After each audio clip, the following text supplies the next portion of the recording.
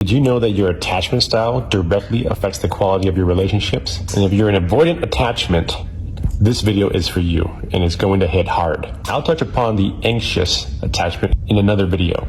So let's talk about the avoidant, specifically the behaviors and thought patterns that run your life when it comes to relationships. These are also known as deactivating strategies. Now, the subconscious goal of a deactivating strategy is to reduce intimacy and increase a sense of independence. Avoidants love independence, and they're very fearful of intimacy, more so because of the fear of control. Real quick, I'm Brian, and I help people find more love and fulfillment in their lives. If you're interested in working with me, follow me and join my email waitlist, which then leads them to really valuing their freedom. Now, this patterning of reducing intimacy and trying to increase independence, it's really a coping strategy from trying to resolve childhood trauma. And so what you will find in relationships, very common, you'll find yourself in these thought loops. First one, very common, is having a very difficult time committing. And in fact, even when you are in a relationship, it's very common to feel like the relationship is like being on a ball and chain. You'll always feel you're not quite ready to fully commit, even though you'll stay together for years. Avoidants are also very focused on small imperfections. For example, they are not intellectually good enough. They are not tall enough. They are not funny enough. They are not sexy enough.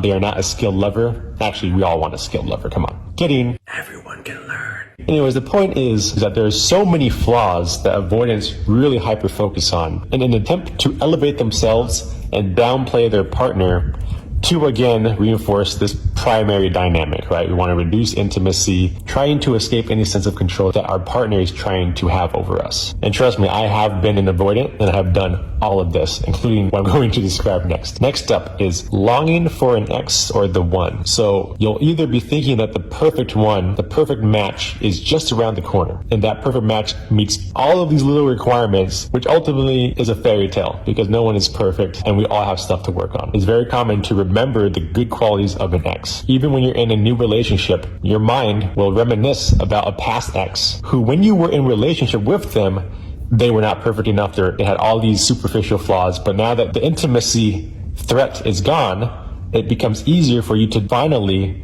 see the good qualities of them. It's a pretty funny mind game that avoidants do to themselves. Another one too is reminiscing about being single. So if it's not an ex, then it's reminiscing the freedom that you once enjoyed being single. And I have definitely done that myself. Ultimately, what happens is that you're stuck in the past or the future, either thinking about the one or the past of being single or an ex that was supposedly better than your current situation. The problem with this is that avoidants forget how lonely they were when they were not in a relationship. And then when they are in a relationship, they are hyper-focused on all the imperfections and the things that are going wrong, and then they start reminiscing about the past and future. And so ultimately, they're just constantly not satisfied with the present moment. It's very hard to enjoy the present relationship or the present situation because they're essentially always avoiding it. Another big one is keeping things foggy or being secretive. And a big part of that is fear of conflict.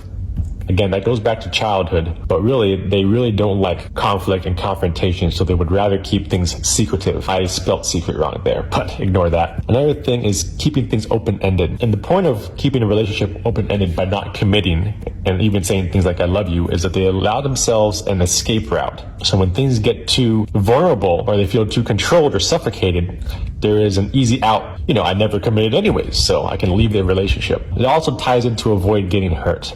So with avoidance, it's not just control, but it could bring them back to past memories, oftentimes childhood memories of when they were vulnerable and they did try to commit and open their hearts and they got abandoned, backstabbed, and hurt in some way from that vulnerability, from that opening up to intimacy. So now they try to avoid that situation altogether. And so they'll do things like never say I love you or be very slow to saying it. And so ultimately, if these types of thought patterns and behavior patterns are resonating with you, then your relationships will continue to suffer until you learn to do the opposite of all these things.